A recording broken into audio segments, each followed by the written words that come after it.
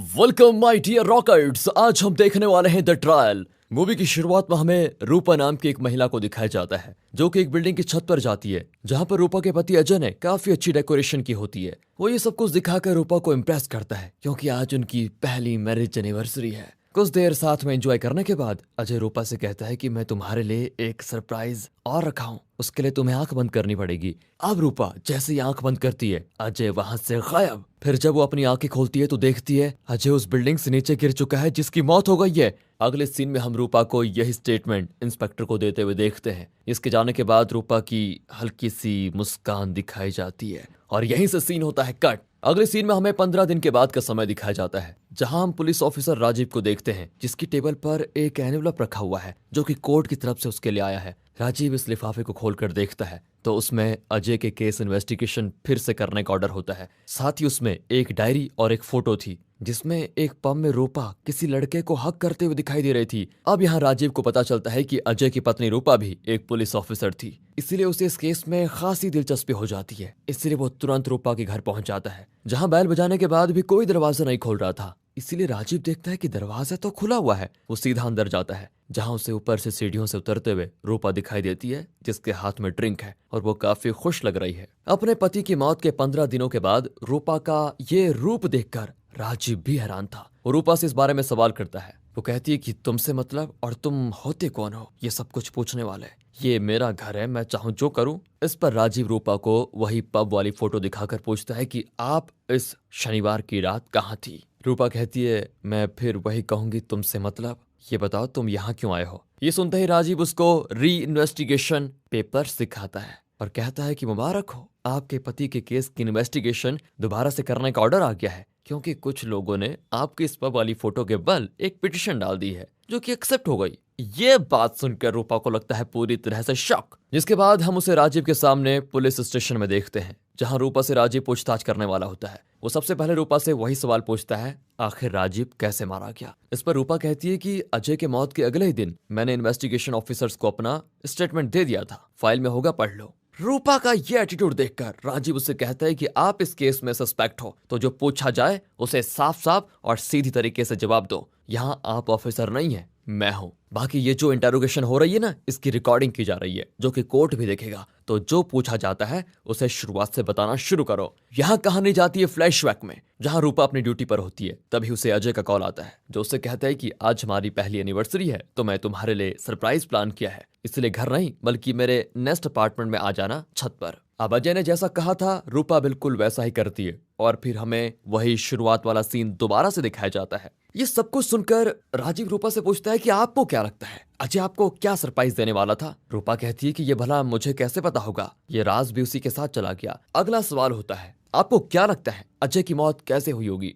रूपा कहती है कि जैसे आपके ऑफिसर्स ने रिपोर्ट में लिखा है वहां पर जगह कम थी। अजय बैठकर मुझसे कुछ कहना चाहता था जिस दौरान उसका पैर उस टैंकर में जाने वाली पाइपलाइन में फंसा और वो फिसल कर नीचे गिर गया। अब राजीव कहता है कि अच्छा ये बताइए ये पब में आप अपने पति की मौत के 2 हफ्तों के बाद किसके साथ एंजॉय कर रही हैं। इस पर रूपा कहती है कि ये मेरा दोस्त है और उस रात मैं इसके साथ एक नाइट स्टैंड पर गई हुई थी। ये सुनकर अजय हंस पड़ता और कहता है आपको ये अभी भी मजाक लग रहा है क्या। आपको डरना चाहिए, डरना, क्योंकि हमें अजय की पर्सनल डायरी भी मिली जिसमें आपके बारे में उसने काफी कुछ लिखा हुआ है। इस तरह कहकर राजीव उस डायरी को पढ़ने लगता है जिसमें अजय ने लिखा था कि जब मैं रूपा को देखने गया तभी मुझे पता चल गया था कि रूपा मुझसे शादी नहीं करना चाहती, पर उसे अपने पिता के लिए हाँ करना पड़ा। उसकी माँ नहीं है, उसके लिए पिता ही सब कुछ है। यहाँ राजीव को बीच में रोककर रूपा कहती है कि ये अजय ने झूठ लिखा है, बल्कि उसे खुद ये शादी नहीं करनी थी। साथ ही वो ग्लास की तरफ देखकर राजीव से ये भी पूछती है कि उसके पीछे कोई बैठा है क्या, आखिर किसने मेरे खिलाफ पिटीशन दी है। इस पर राजीव रूपा को उन लोगों का चेहरा दिखा देता है।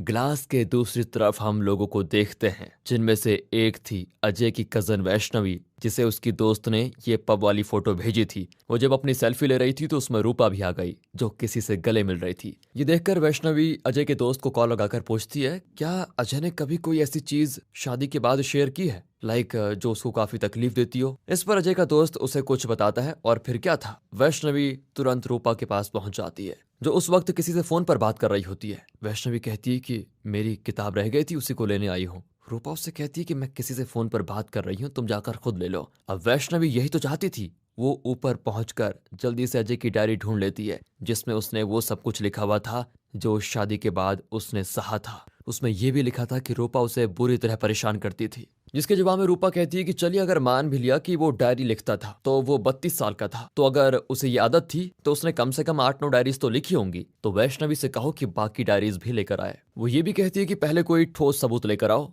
फिर बात करना। लेकिन राजीव जवाब देता है कि ये डायरी पढ़ने दीजिए, वो सब कुछ मिल जाएगा। और फिर वो आगे डायरी को पढ़ना शुरू करता है, जिसमें अजय ने ये लिखा था कि वो जो कुछ भी झेल रहा है वो सिर्फ वो अपने जिगरी दोस्त को ही कह सकता था। एक दिन अजय ने अपने दोस्त को बताया कि रूपा प्रेग्नेंट हो गई और उसने मुझसे अबॉर्शन करने को कहा। उसने मुझे पेपर्स भी साइन करने के लिए दे दिए थे। उस वक्त अजय ने चुपचाप साइन कर दिया था, क्योंकि वो जानता था कि वो इस बच्चे का बाप नहीं हो सकता। असल में अजय ने अपना चेकअप करवाया था और रिपोर्ट के हिसाब से अजय कभी बाप नहीं बन सकता था। अब राजीव प्रेजेंट में अजय के दोस्त से पूछता है कि जब आपका दोस्त इतनी ही प्रॉब्लम में था तो आपने या उसने खुद अपनी मदद क्यों नहीं की। अजय का दोस्त कहता है कि मैं तो इसलिए चुप रह गया क्योंकि रूपा एक पुलिस ऑफिसर थी, उसके खिलाफ अगर मैं कुछ बोलता तो वो मुझे किसी न किसी तरह से अंदर कर देती। बात रही अजय की तो वो रूपा से प्यार करता था, उसे उम्मीद थी कि रूपा एक दिन बदल जाएगी, पर 1 साल में वो दुनिया ही छोड़कर चला गया। अब राजीव रूपा से पूछता है कि इस रिपोर्ट के बारे में तुम्हें क्या कहना है। रूपा कहती है कि आप एक पुलिस वाले हो और जानते हो कि ऐसी रिपोर्ट्स पैसे देकर भी बनवाई जा सकती है।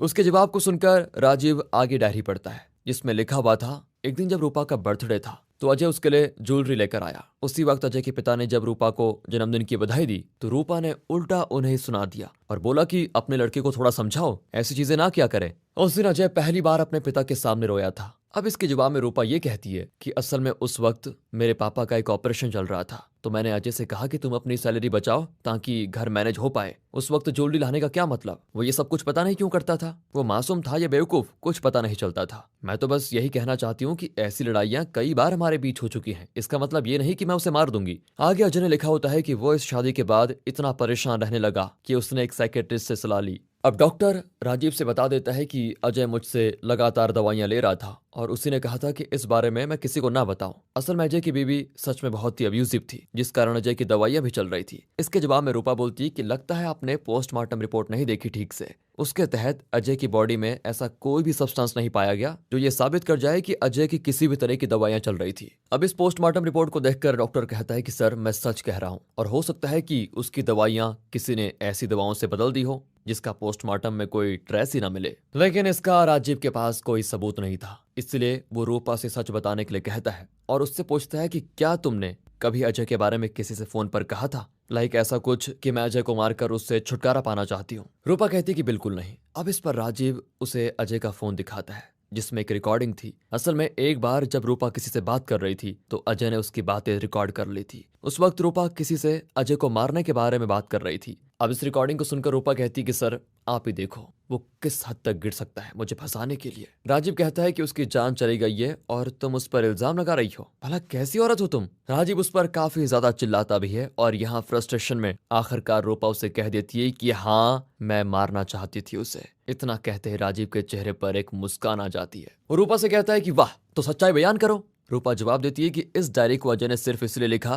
ताकि उसके मरने के बाद इस डायरी की वजह से मेरी जिंदगी बर्बाद हो जाए। असल में सच क्या है वो मैं आपको बताती हूँ। यहाँ रूपा जवाब देती है कि जब अजय पहली बार मुझे देखने आया था तभी उसने कह दिया था कि उसे मुझसे शादी नहीं करनी, क्योंकि उसे ऐसी लड़की चाहिए थी जो घर पर रहे, ना कि रूपा की तरह जॉब करे। यानी कि वो इस रिश्ते को मना करना चाहता था। पर जब रूपा काम से घर आती है तो उसे पता चलता है कि खुद अजय ने उसके पिता को कॉल करके इस रिश्ते के लिए हामी भरी थी। फिर जब दोनों की शादी हो गई तो अजय ने रूपा को बताया कि मेरे पेरेंट्स ने मुझे फोर्स किया, ये शादी करनी पड़ी फिर मुझे। अब इस बारे में राजीव जब अजय के पिता से पूछता है तो पता चल जाता है कि रूपा सच बोल रही थी। अजय को उसके पिता ने ही शादी के लिए फोर्स किया था। अब शादी के बाद से ही अजय का बर्ताव रूपा के प्रति कुछ अजीब हो जाता है। वो कभी तो रूपा से अच्छे से पेश आता तो कभी बहुत ही बुरी तरह। जैसे रात को जब रूपा खाना बनाकर उसका इंतजार करती तो अजय लेट आता, साथ ही वो खाना नहीं खाता। फिर जब रूपा सुबह उठती तो अजय अचानक से काफी अच्छा बन जाता और रात के लिए माफी मांगता जो उसने किया होता है, साथ ही नाश्ता भी वही बनाता। फिर जब रात होती तो अजय का बर्ताव फिर से बदल गया था। इस तरह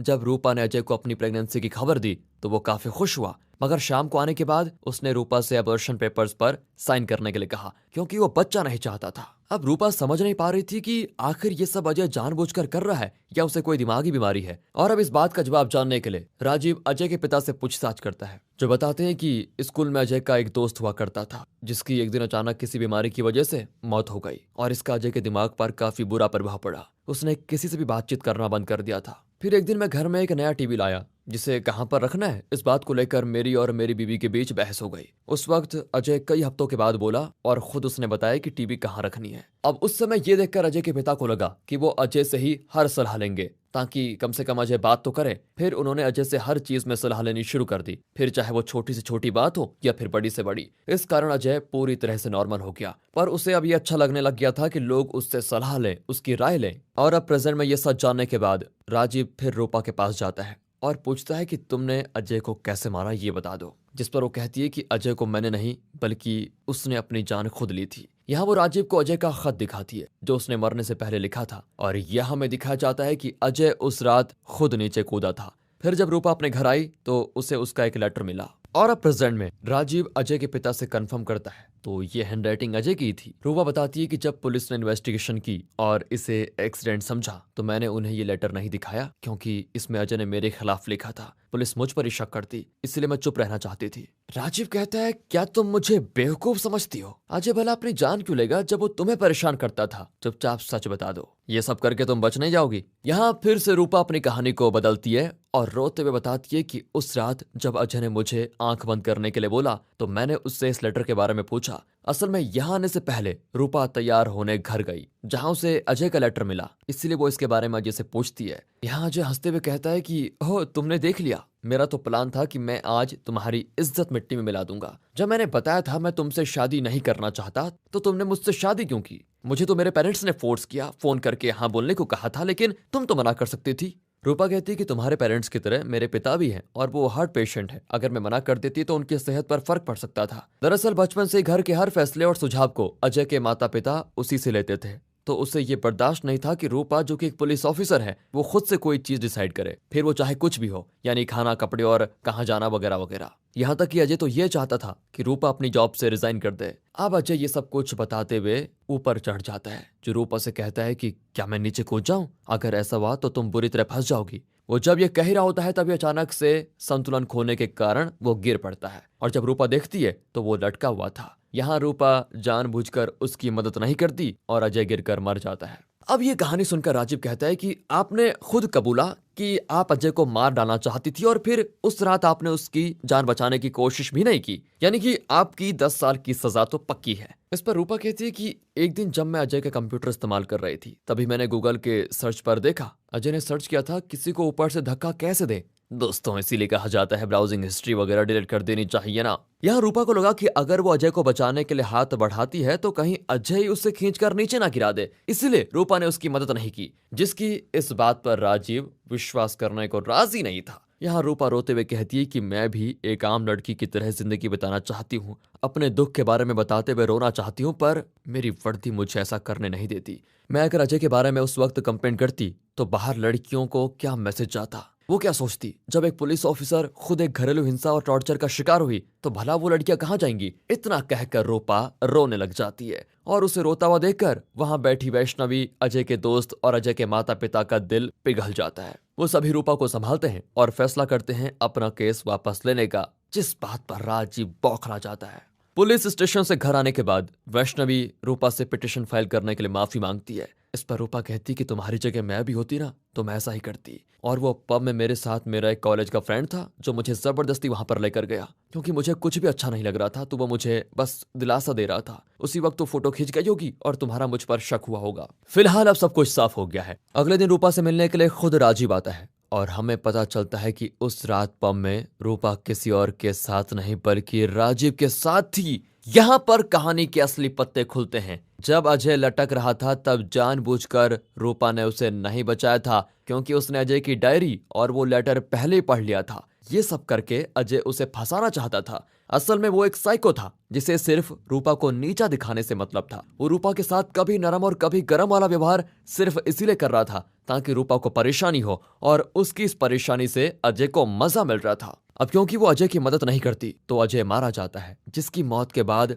तुरंत रूपा सीधे पहुंचती है अपने दोस्त राजीव के घर, क्योंकि जिस अपार्टमेंट से गिरकर अजय मरा था वो असल में राजीव के पुलिस स्टेशन के अंडर में आता था। यहाँ रूपा ने राजीव को सब कुछ बता दिया था। डायरी को देखकर राजीव कहता है, रूपा तुम्हारा कोई विश्वास नहीं करेगा, तुम्हें बचाने के लिए मुझे कुछ करना पड़ेगा। फिर वो एक प्लान बनाता है। सबसे पहले राजीव अपने सीनियर को कॉल करके 2 दिन की छुट्टी लेता है ताकि रूपा का स्टेटमेंट कोई और ऑफिसर लेने आए और उसे रूपा ये स्टेटमेंट दे दे कि उसने राजीव को गिरते हुए नहीं देखा, और फिर इस ऑफिसर के साथ मिलकर राजीव इस केस को एक्सीडेंट दिखा देगा। यही उसका प्लान था। अब राजीव ये भी कहता है कि ये सब कुछ तो हो जाएगा, लेकिन इसके बाद शुरू होगा असली खेल, क्योंकि यहाँ अजय के घर वालों और उसके दोस्तों को तुम पर शक होगा, तो हम उनमें से एक को चुनेंगे अपने जाल में फंसाने के लिए, जो कि होती है वैष्णवी। उस रात को पब में रूपा और राजीव जानबूझकर फोटो में ऐसे आए थे ताकि वो फोटो वैष्णवी के पास जाए और वो सभी को इस बारे में बताकर केस को फिर से ओपन करने के लिए बोले। इस सूरत में तुमसे पूछताछ करने के लिए मैं आऊंगा और उन लोगों के सामने ही तुमसे काफी जटिल सवाल करूंगा,